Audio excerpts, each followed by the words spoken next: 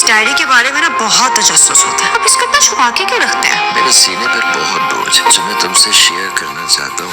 सालार इतने सालों बाद वापस आ रहा है। Don't want any tension in the house. क्यों फोन किया मुझे जब मैंने सब कुछ खत्म कर दिया? क्या तो तुम सबको सच्चाई बताओ, नहीं तो मैं तुम्हारे घर आकर तुम्हारा असली चेहरा सबको दिखाता हूँ। आपको हक हासिल है कि मुझे बुरा भला कहें, बददुआएं दें, कुछ कहें ताकि मेरे ज़मीर का बोझ कम हो जाए। उस नन्ही सी जान का क्या कसूर जो बाप के होते हुए भी यतीमों की तरह रहने पर मजबूर हुई? इसकी बात कर रहे हैं? मैं मेहरू की बेटी की बात कर। फाइनली पाशा को पता चल ही जाता है कि उसकी एक नहीं 2 बेटियां हैं। मेहरू से भी उसकी बेटी है सजल, जो कि अलीजे से बिल्कुल मुख्तलिफ है। जब ये बात अंजुमन और अलीजे को पता चलेगी तो आप सोचें कि किस किस्म की सिचुएशंस क्रिएट होंगी।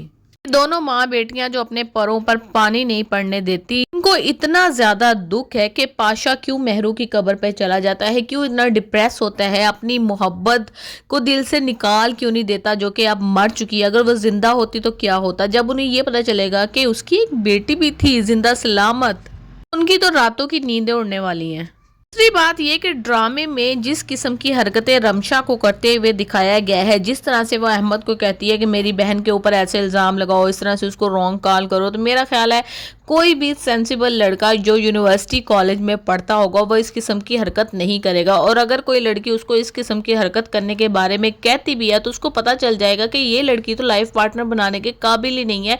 अगर ये इतनी सी एज में इतनी साजिशें और घटियापन कर सकती है तो फिर शादी के बाद ये क्या करेगी। और वो उसके सामने कह भी रही है कि तुम क्या समझते हो, मैं इस फील्ड में कच्ची हूँ, मगर मतलब क्या है कि तुम एक कोई प्रोफेशनल क्रिमिनल लड़की हो।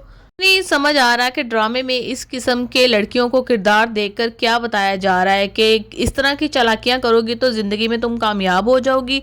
हालांकि ऐसा नहीं है, इंसान की जो किस्मत में होता है उसको वही मिलता है। उसने क्या कुछ नहीं किया सजल का रिश्ता तोड़वाने के लिए, लेकिन जुनैद ने उसके साथ तो फिर भी रिश्ता नहीं किया।